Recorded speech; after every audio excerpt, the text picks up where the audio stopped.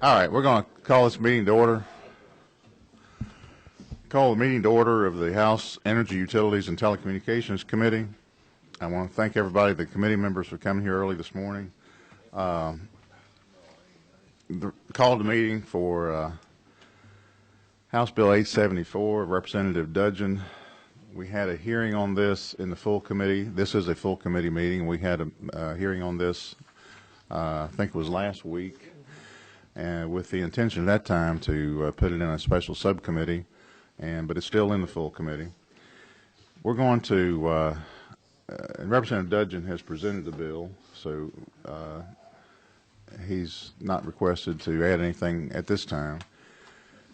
This will be, I know we have some people that wanted to make some brief presentations this morning, and this will be the last time that I intend to have any testimony offered in full committee on this bill.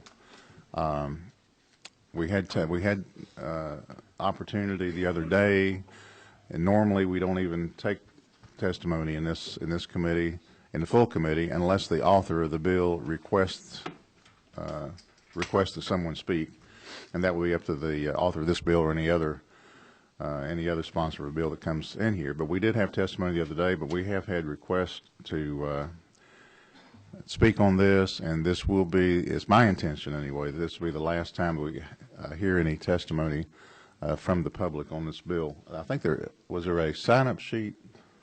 Oh, there it is. Sign them.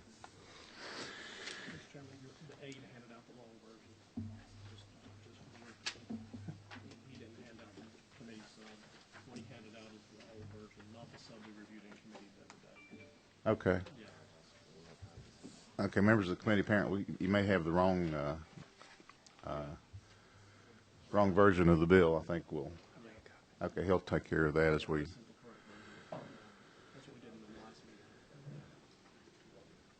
Okay, it's we're at that time of the session here. We're day 29, and Monday will be day 30. So we're at that time in the session where, we have to be careful about what moves forward, and we got to be careful not to stop those things that maybe should move forward. And we discussed different ways to proceed with this the other day. It's an important measure, and I really appreciate Representative Dudgeon working on this issue. I just want to remind members of the committee what you already know, but it's the it's the General Assembly. We as representatives of our districts, representatives of the people of Georgia, along with the rest of the House and the Senate and the governor, we're the ones that set policy for this state. The utilities don't set; they should not be setting policy. They do oftentimes, but it's the people of this state through their representatives who we are in the state of Georgia, the General Assembly and the Office of the Governor, and we're the ones who should be setting policy. And it's important that we do that. Important that we don't let industry do that, or any segment of industry, or any of the utilities set policy for the state of Georgia. With that, Heather Tilley, would you come up and offer testimony?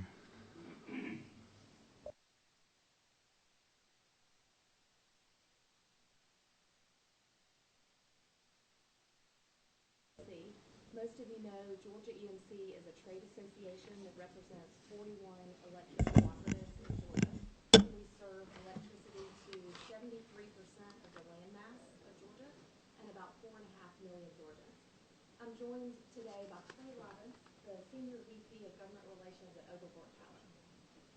The EMC's, Mr. Chairman, and members. I'm sorry. I'm not an expert with this box up here. I had the wrong button pushed. That's why nobody. Okay, you should be on now. Great. Okay. Sounds like it. I've got a pretty loud mouth, so you may not even need this. Mr. Chairman, the EMCs have had a consistent position on this bill from day one. Our message to the bill sponsor, the chairman of this committee, and the members of this committee has been very clear.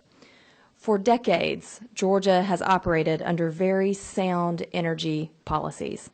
We believe there could be serious implications if we rush to adopt untested policies in energy.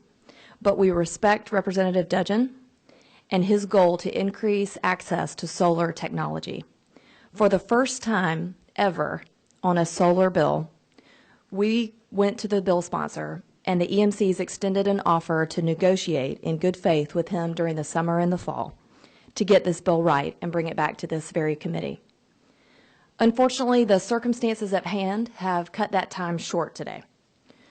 We believe that House Bill 874, as written, conflicts with our obligations under the Territorial Service Act and allows third-party power purchase agreements. For that reason, the EMCs are forced to oppose House Bill 874 as it is written. But let me be clear. No matter what happens in this committee today, we guarantee to you that Georgia EMC will continue to work with this bill sponsor and this committee on the critical issue of solar power. We will be here for the long haul, and we will continue to work with you on the critical issues that affect EMC's ability to provide energy reliably and affordably to 4.5 million Georgians. Mr. Chairman, I'd be happy to answer any questions. Thank you. Any questions? I don't see any. Thank you very much. Thank you. Darrell Ingram from Electric Cities of Georgia. Thank you, Mr. Chairman. Committee, Darrell Ingram, Vice President, External Affairs with Electric Cities of Georgia. Again, thank you for allowing us to be here, and Representative Dudgeon, thank you for your openness and willingness to listen and hear our ideas and thoughts, and also to hear your intentions of the bill. The Electric Cities of Georgia embraces solar energy. We are currently working with our customers that are installing solar assets now. The current law ensures that electric suppliers in Georgia meet the critical obligations, such as providing cost-effective energy to our customers with reliable service 24 hours a day, 7 days a week, 365 hours a day. The current Georgia law does not prevent solar development, as you know, by anyone, whether individual customers or large-scale with businesses. The Electric Cities of Georgia and the 52 cities that are made up of the Electric Cities of Georgia believe that we have an obligation to assist our customers in making informed energy decisions. We are committed to work with any customer who is interested in adding solar and or equipment to their home or business, and to help them make good informed decisions. Again, we are supportive of solar in Georgia. We support any measure that aids solar expansion and delivers on the principles of consumer protection, price, competition, reliability, and safety, not only for our customers but also our employees. We believe, based on our preliminary review of this bill and discussions with its author, that this legislation can be tailored to help continue the significant consumer protecting solar expansions in our state, and continue to realize that. We look forward to continue the dialogue with the bill's author and other elected officials to ensure that legislation that protects our customers and keeps electricity rates safe, reliable, clean, and affordable for all Georgians receive the appropriate considerations. We are not in favor of this bill as it is currently written. I'd be glad to answer any questions you may have. Thank you. Any questions from members of the committee?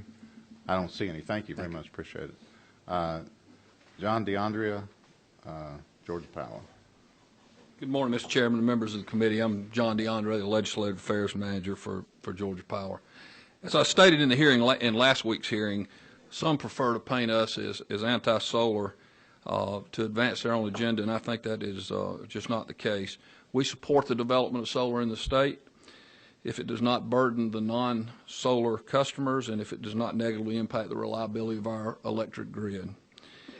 As we also testified last week, we believe the intent of the author with House Bill 874, if amended, can accomplish many things. Number one, allowing solar leases in this state based on the output of that array. We believe that that is consistent with the shared goals of our company in encouraging development of solar distributed generation in this state. And we believe that the customers who desire that type of service or lease should have the opportunity to do that, as long as it's not burdening any other customers. Currently, the way the bill is written, Georgia Power does have some concerns, but we believe that with some open and working with the sponsor, we can get beyond these and we can all become happy with what we end up with. We do think there's some unintended consequences to the bill as currently written. Number one, I believe it needs to allow for the utility to set reasonable safety standards when one connects a solar installation to the utility grid. Number two, the language around power purchase agreements we feel is unnecessary. Power purchase agreements are a term really used more in the wholesale energy markets. We believe that the intent of this bill is to get at the lease terms between a leaseor and a leasee at their premise, and we believe that there's other language that could be more appropriate to that. The PPA language, we believe, could spill over and have an impact on the Territorial Service Act, which has served our customers well throughout the years. And again, we look forward to the opportunity to work with Representative Dudgeon on the bill. Again, as written, Georgia Power is going to have to oppose the bill, but we look forward and hopefully have the ability to work with the committee and the sponsor to amend the bill where it's appropriate for all parties in the state and helps advance solar development in the state. Mr. Chairman, I'll be glad to take any questions. Thank you. Any questions from members of the committee? I don't see any. Thank you, sir. Thank you. Jason Rooks from Clean Energy Strategies.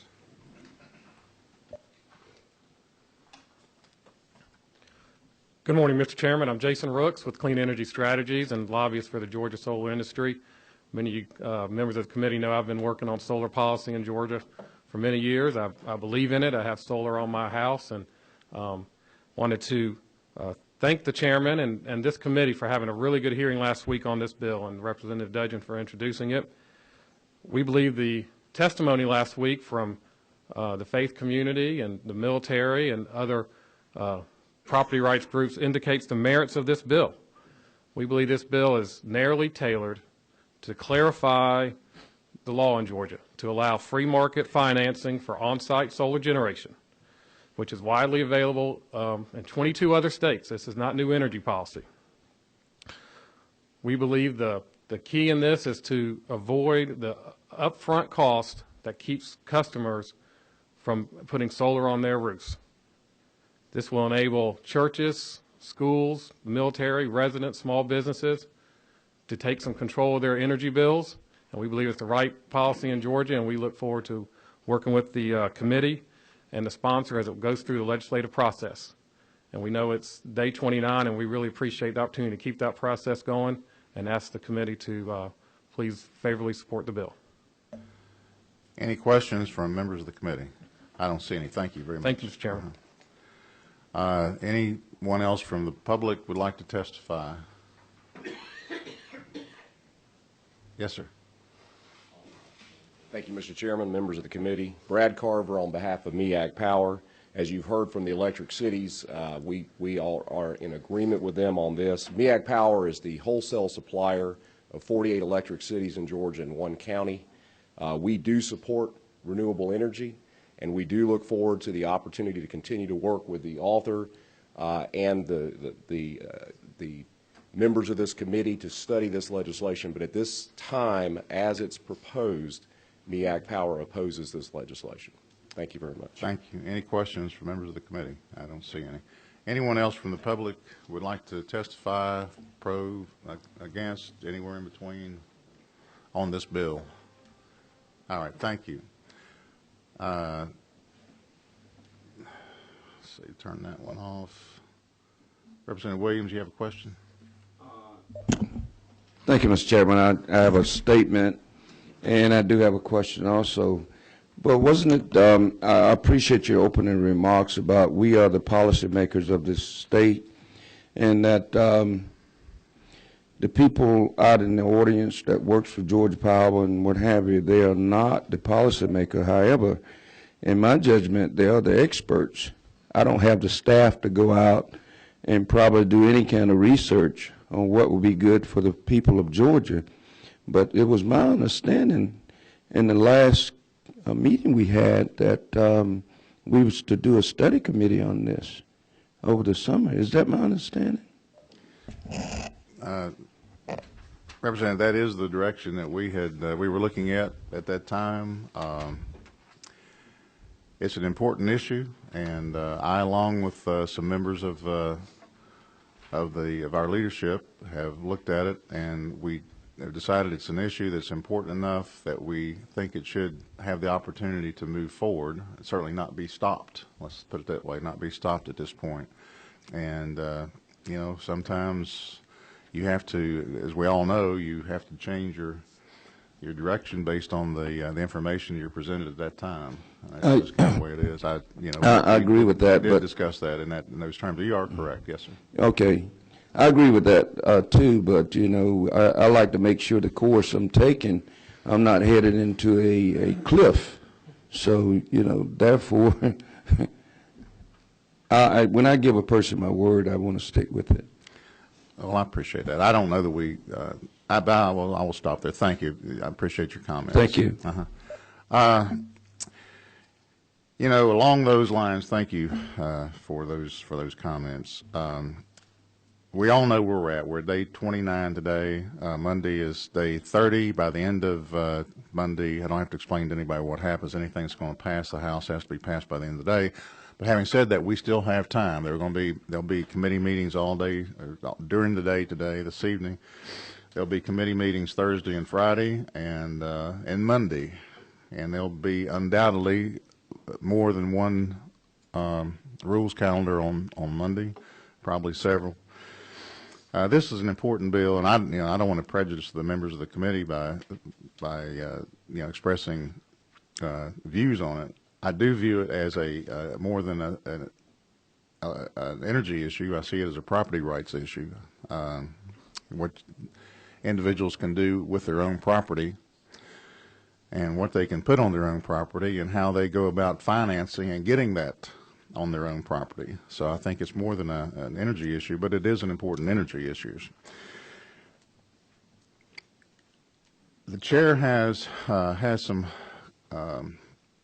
questions and possibly something that I don't want to talk in a third person. I have some questions and possibly some maybe a change that I would like to discuss with the author, which we haven't had an opportunity to discuss yet. Given that, I appreciate everybody coming. I do intend for this to be the last time that we have a public testimony in the full committee. We still have time to move this bill. I think it's something that I know a lot of members of the committee have expressed to me that they are interested in doing.